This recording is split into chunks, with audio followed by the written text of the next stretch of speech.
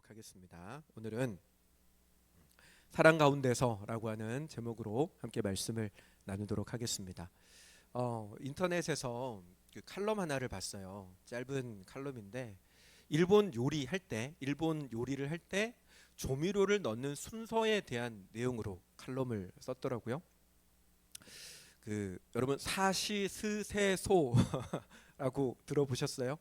사시스세소, 이게 이제 음식할 때 주로 사용되어지는 그 조미료, 설탕, 소금, 식초, 간장, 된장, 요거를 이렇게 일본어의 우리나라 훈민정음 같은 그 50음도에 맞춰서 이런 식으로 이제 한 건데, 이름이 있어요. 다음 거 한번 보여주세요. 네, 사토, 설탕, 시오, 소금, 스, 식초.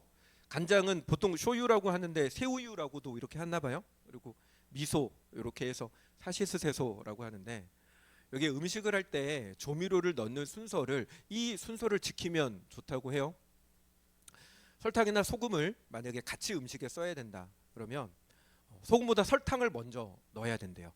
왜냐하면 소금의 입자가 굉장히 작아서 소금을 먼저 넣으면 음식물에 빨리 침투를 해버려서 설탕을 뿌렸을 때 설탕이 음식물에 흡수가 안 된대요. 그래서 맛이 이렇게 제대로 우러나지가 않는다라는 거죠. 식초를 넣어야 된다면 식초는 중간쯤에 넣는 게 좋답니다. 너무 빨리 넣어도 다 휘발돼서 날아가 버리고, 너무 늦게 넣으면 식초 맛이 모든 음식 맛을 다 지배해 버리니까 그렇다라는 거고요. 간장이나 된장이 좀 뒷순서로 밀리는 이유는 이게 콩 단백질로 되어진 조미료다 보니까, 단백질은 아미노산이잖아요. 모르셔도 돼요. 그냥 그렇구나 하면 돼요. 단백질은 아미노산이어서 이게 열을 많이 가하면 이게 맛도 날아가고 영양소도 다 파괴되고 그렇다고 합니다. 그래서 순서가 뒷순서로 밀려지게 되는 거죠. 그래서 사실은 이게 일본 요리를 할 때에 들어가는 조미료의 순서지만, 보통 아마 우리들 음식할 때 웬만하면 다 이 순서를 따라하는 것이 좋을 거라고 생각이 됩니다. 모든 일에는 다 순서가 있는 법이죠. 너무 또 순서를 절차를 따지다가 일이 제대로 안 되는 경우도 있기는 하지만, 웬만한 보통의 일들은 순서를 지키면서 나아갈 때에 가장 원만하게 문제들을 진행시켜 나갈 수가 있습니다. 고기 구울 때도요. 저는 고기를 좋아하니까 고기로 빗대면, 여러분 고기 구울 때 저처럼 성격이 급해가지고 빨리 먹겠다고 팬을 달구지도 않고 그냥 고기 얹고 구우면요, 퍽퍽해진대요. 팬을 달구고 거기다가 기름을 칠해서 그러고 나서 고기를 얹어야 육즙이 아주 그냥 가득한 그 고기를 구울 수가 있다고 합니다. 왜 이렇게 순서에 대한 이야기를 말씀을 드리냐면, 오늘 우리가 말씀을 좀 이해함에 있어서, 말씀을 봄에 있어서 순서에 대한 내용들이 중요하기 때문에 그렇습니다. 오늘 우리가 좀 보려고 하는 말씀은 사도 바울의 이제 에베소서 성도들을 위한 기도 가운데 세 번째 기도입니다. 사도 바울이 뭐라고 기도를 합니까? 너희가 사랑 가운데서 뿌리가 박히고 터가 굳어져서라고 기도를 하는데, 그런데 여러분, 이 기도를 보기 전에 우리가 먼저 좀 생각해야 되는 것이 있는데, 그게 뭐냐면 이 뿌리가 박히고 터가 굳어져서라고 하는 이 기도가 하나님께서 너희 마음 가운데, 그리스도께서 너희 마음 가운데 계시옵고라고 하는 기도 다음에 등장을 하더라라고 하는 거죠. 이 순서가 유의를 해야 된다라는 것입니다. 여러분, 그리스도께서 마음에 계신다라고 하는 것이 뭡니까? 지난 시간에 말씀을 드렸지만, 그리스도께서 내 마음에 손님으로 오시는 것이 아니라 주님이 나의 주인으로, 나의 주로, 나의 왕으로 오시는 것이 그리스도께서 마음에 계시는 거라고 하는 것입니다. 신앙에 있어서 그 무엇보다 되어져야 하는 것은, 그리스도께서 나의 주인으로, 나의 왕으로 계시는 것이 무엇보다 우선되어져야 한다라고 하는 것이죠. 여러분, 에베소서도 사도 바울이 썼지만, 사도 바울이 그토록 모든 고난과 고통을 감내하면서 끝까지 복음을 전하는 사역을 감당했던 이유가 뭘까요? 여러분, 사도 바울이 원래 유대인들 중에서 유대인이라고 불려지는 바리새인 출신으로 가말리엘 문화라고 하는 탁월한 어떤 그 학벌을 가지고 있는 사람이었는데, 어쩌다가 예수를 믿어버리는 바람에 유대인들에게 죽일 자가 되어서 쫓겨다니면서 뒤늦게 예수 믿고 복음을 전하는 일들을 하다 보니, 내가 예전에 있었던 유대인들에게 받았던 만큼의 어떤 대우를 그리스도인들에게 받고 싶어서 악을 쓰고 복음을 전하며 다녔던 걸까요? 아니면 다른 사도들은 전부 다 예수님 살아계실 때 함께했던 사람들인데 본인은 함께하지 못했던 사람이다 보니 그들 못지않다라고 하는 것들을 뭔가 좀 증명하고 싶어서 그렇게 악을 쓰고 했던 걸까요? 아니면 사도 바울이 마지막에 또 유언처럼 그런 얘기를 하잖아요. 나의 달려갈 길을 마치고 이제는 하나님 주실 면류관을 자기가 받을 거다라고 장차 받을 면류관을 목적으로 두고 사도 바울이 그 모든 사역을 감당한 것일까요? 아니요, 여러분. 면류관은 사도 바울이 사역의 끝에 하나님 주시는 건 당연한 거지만 사도 바울이 그 면류관을 목적으로 사역한 것이 아니라 바울이 사역했던 그 사역의 목적은 사람들이 예수를 만나는 것이었습니다. 예수님을 주님으로 영접하는 것, 그의 마음 가운데 나의 주, 나의 왕, 나의 하나님으로 영접하는 것을 위해서 사도 바울은 그 모든 사역을 감당했었던 것이죠. 여러분, 우리가 예수를 믿는 이유가 무엇입니까? 우리가 예수 그리스도를 나의 주로 고백해야 되는, 예수 그리스도를 믿어야 하는 이유가 무엇입니까? 동일합니다. 예수를 믿는 목적도 예수 그리스도를 만나는 것이 목적이지, 예수 그리스도와 바른 관계, 정말로 주님을 나의 주, 나의 왕으로 모시는 그 관계 속에서 살아가는 것이 목적이지, 예수를 통해서 나오는 무언가를 얻기 위해서 해야 되는 것이 아니다라고 하는 것입니다. 물론 처음에 우리가 신앙생활을 시작할 때는 예수님을 통해서 나오는 무언가를 바라고 시작할 수 있습니다. 신앙이 뭔지를 잘 모를 때는 그렇게 시작을 할 수 있고 또 많이들 그렇게 합니다. 그게 나쁜 것이 아닙니다. 늘 말씀드리지만 사람은 공급이 필요한 존재이기 때문에 아프면 치료를 받아야 됩니다. 배가 고프면 배를 채워야 합니다.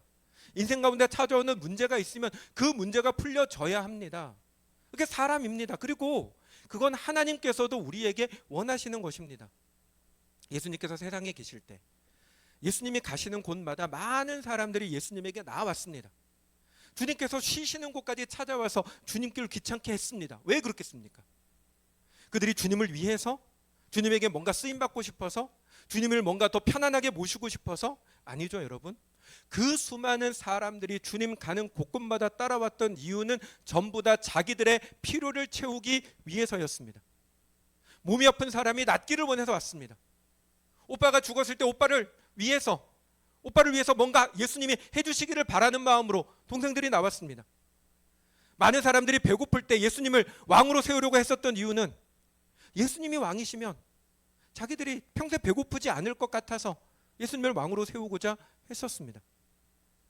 그들 모두가 주님에게 바라는 것이 있어서, 주님에게 뭔가 얻고 싶은 것이 있어서 주님께 나왔을 때에도 주님은 그들을 거절하지 않으셨습니다.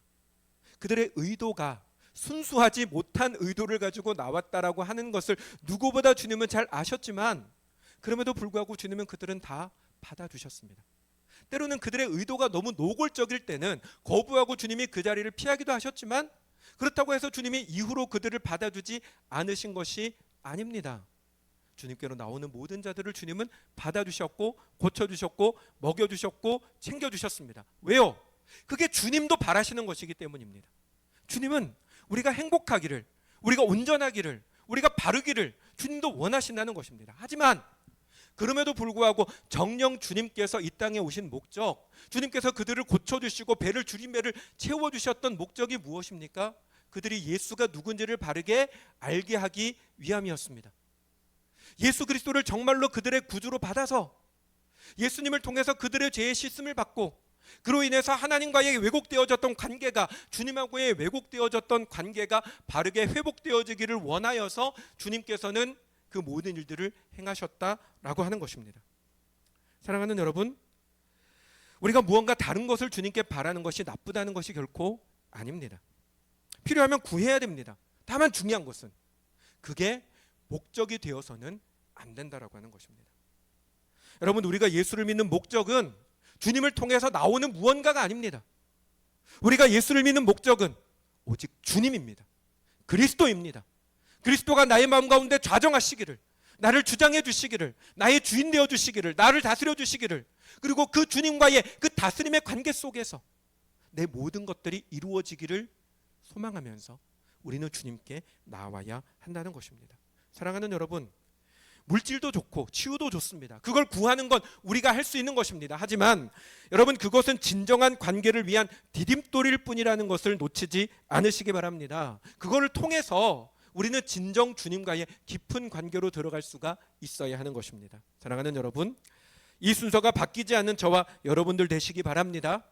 예수님이 나의 주인 되시는 것, 나의 왕이 되시는 것, 여러분, 그것이 우선이어야 합니다. 내가 이후에 살아가는 모든 삶도 예수 그리스도가 나의 주인이신 상태로, 예수 그리스도가 나의 왕이신 상태로 그분을 섬기면서 살아가는 삶이어야 합니다.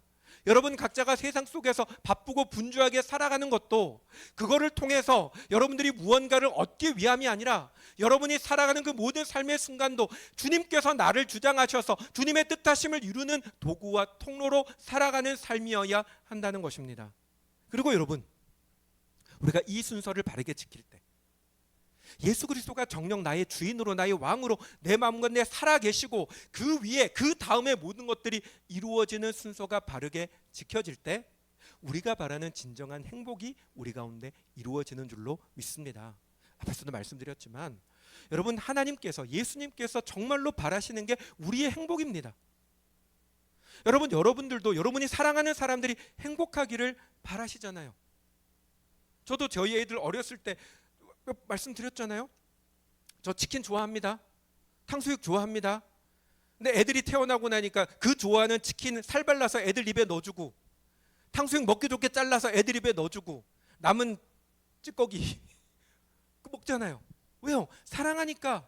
나보다 상대가 우선되어지는 겁니다. 하나님도 마찬가지입니다. 하나님 우리를 사랑하시기 때문에, 우리의 행복을 누구보다 바라시기 때문에 하나님께서 행하시는 모든 것이 다 우리를 위해서 행하시는 것입니다. 믿으십니까, 여러분?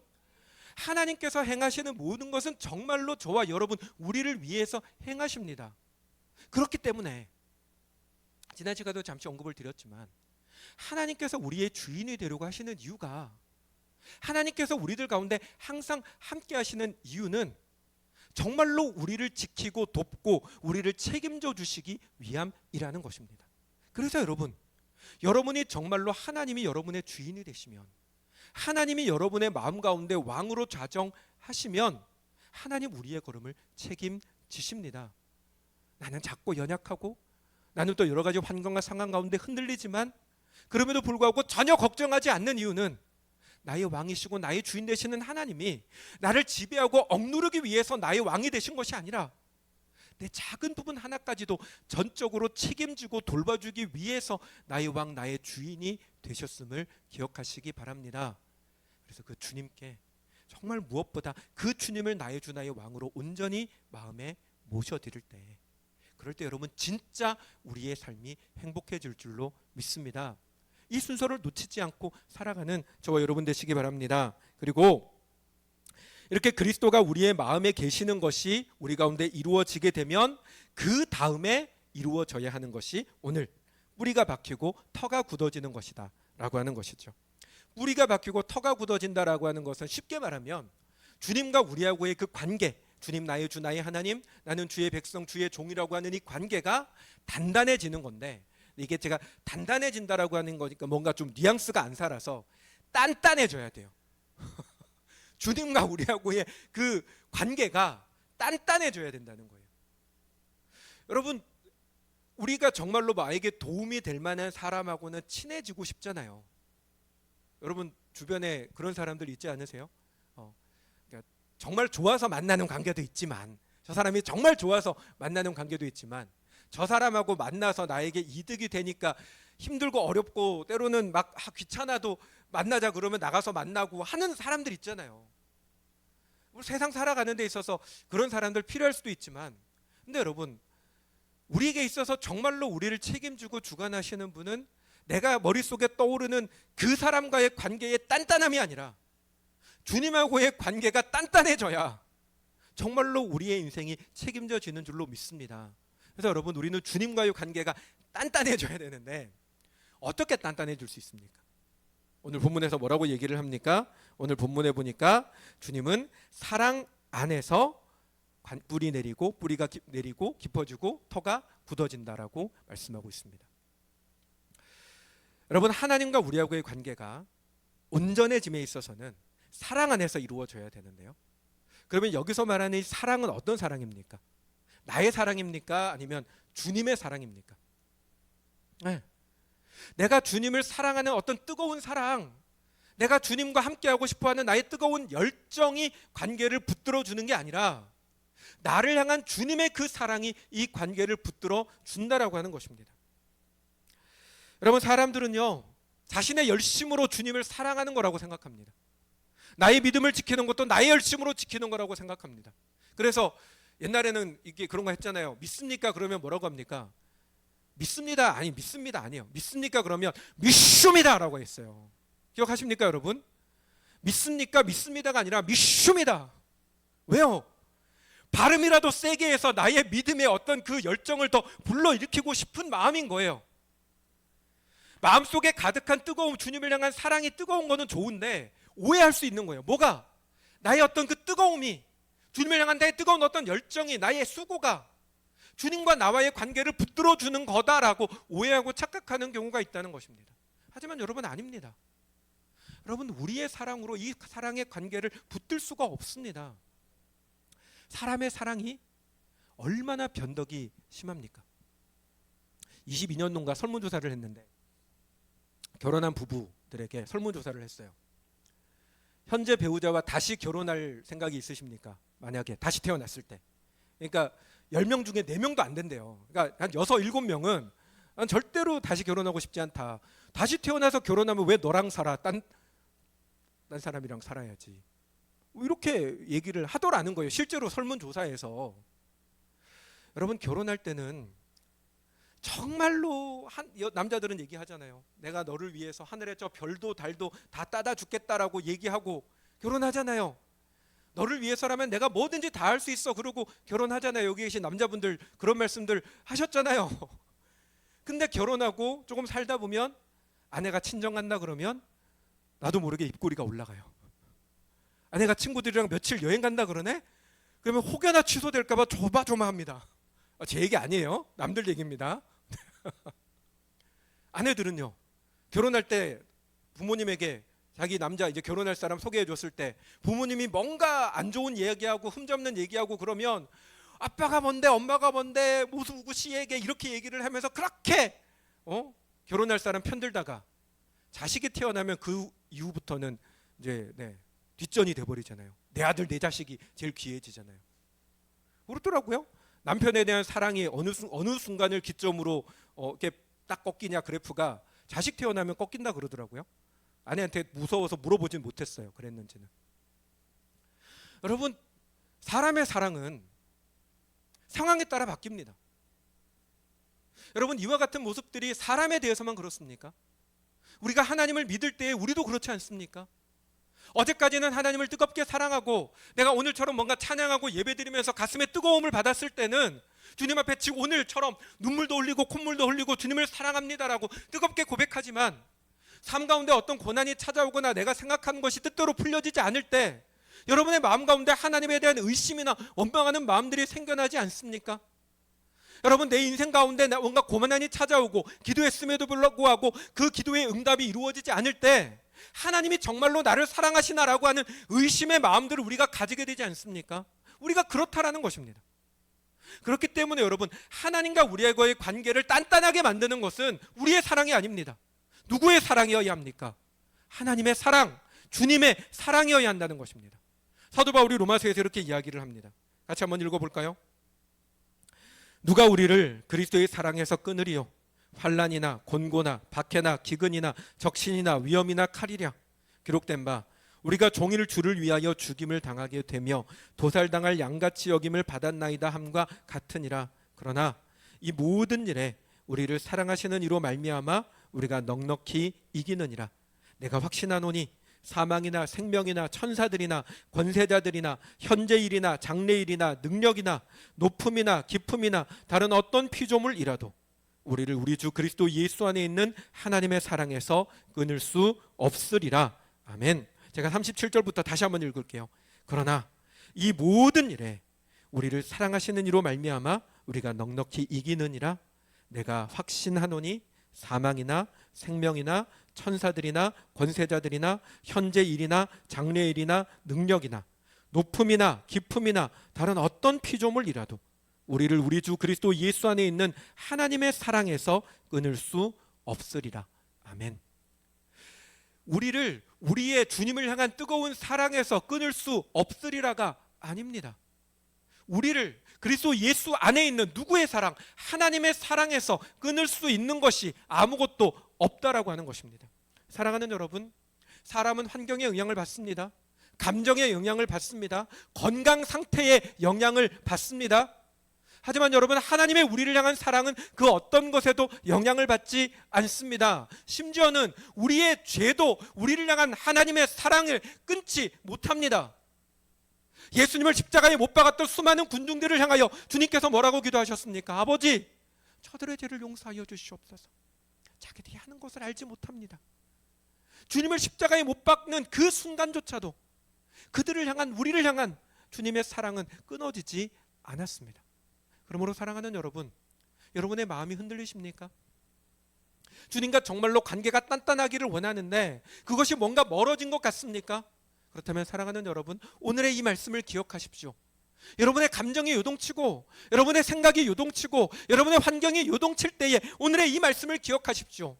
누가 우리를 그리스도의 사랑에서 끊으리요?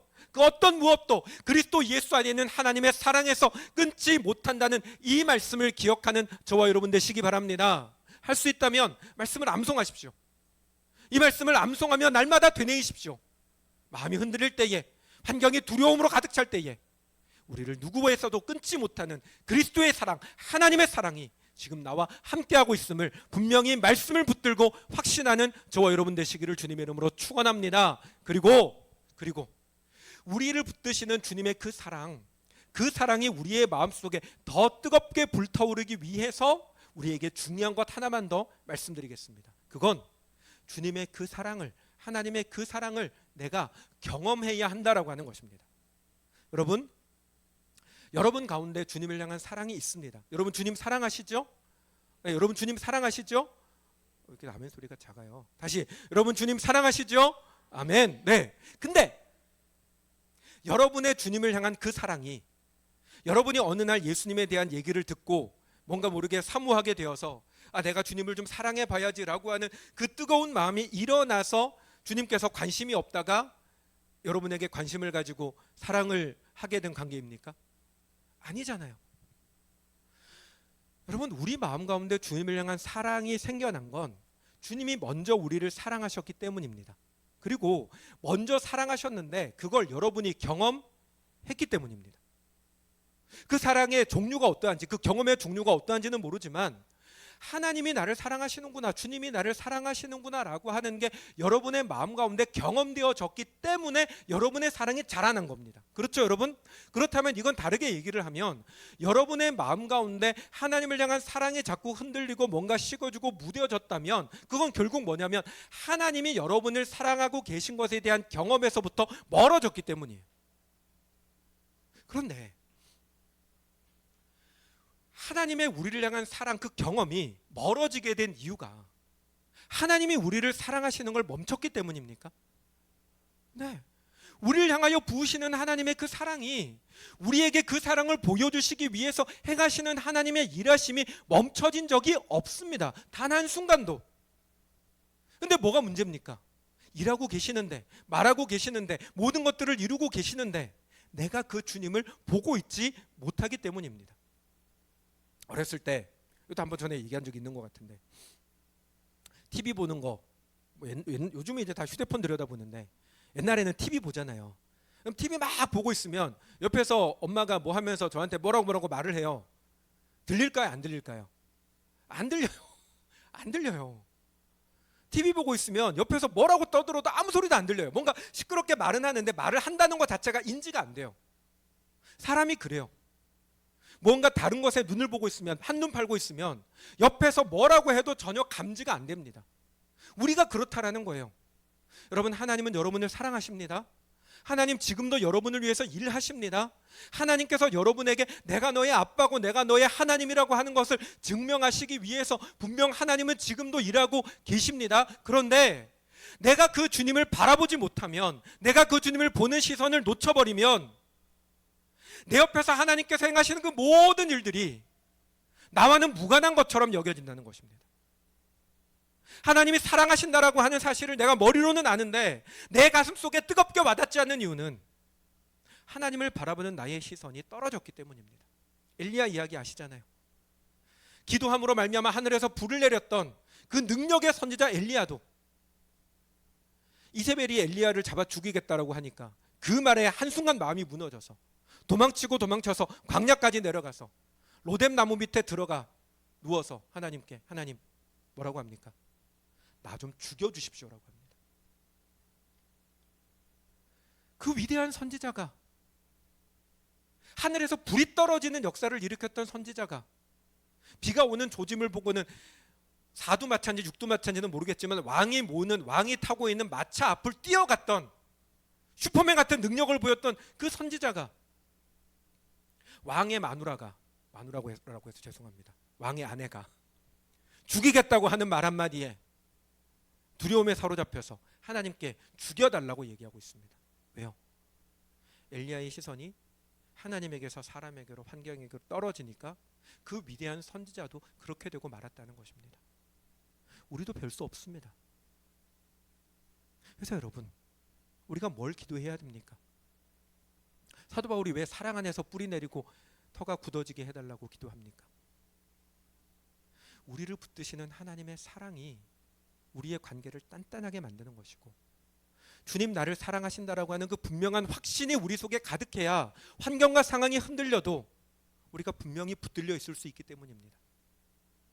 근데 내 마음 가운데 그 사랑의 확신이 뜨겁게 채워지는 것은 내 시선이 하나님께로부터 떨어지지 않고 주님이 나를 향하여 행하시는 모든 일들을 내가 경험할 때 그 경험이 쌓이고 쌓여서 주님을 향한 사랑으로 더 자라나게 된다는 것입니다. 그러므로 사랑하는 여러분, 하나님의 사랑을 경험하게 해달라고 기도하는 저와 여러분 되시기 바랍니다. 여러분, 우리는 간증을 많이 저희 교회는 아직 그런 건 없지만 옛날에는 교회에서 간증 많이 들었어요. 근데 여러분, 저는 간증을 들어서 마음속에 뜨거워지는 것은 한순간이더라고요. 다른 사람의 경험, 다른 사람의 하나님 이야기, 그게 내 가슴을 일시적으로 뜨겁게 할 수 있을지는 몰라도 모든 환경과 고난 가운데 내 마음을 단단하게 붙들어주는 건 내가 경험한 하나님, 내가 만난 하나님, 변함없이 나를 사랑하시는 하나님의 사랑에 대한 확신이 나를 붙들어 주는 것입니다. 그러므로 사랑하는 여러분, 다른 사람의 경험이 아니라 나의 경험으로 하나님을 만나는 저와 여러분 되시기 바랍니다. 다른 사람의 이야기로 만족하는 신앙이 아니라 내가 하나님을 만나는 경험이 넘치는 것으로 살아가는 저와 여러분들이 되시기 바랍니다. 그럴 때 우리 안에 사랑 안에 뿌리 내리고 터가 굳어지는 그 놀라운 역사가 나타나게 될 줄로 믿습니다. 그렇게 살아가는 저와 여러분 되시기를 주님의 이름으로 축원합니다. 아멘.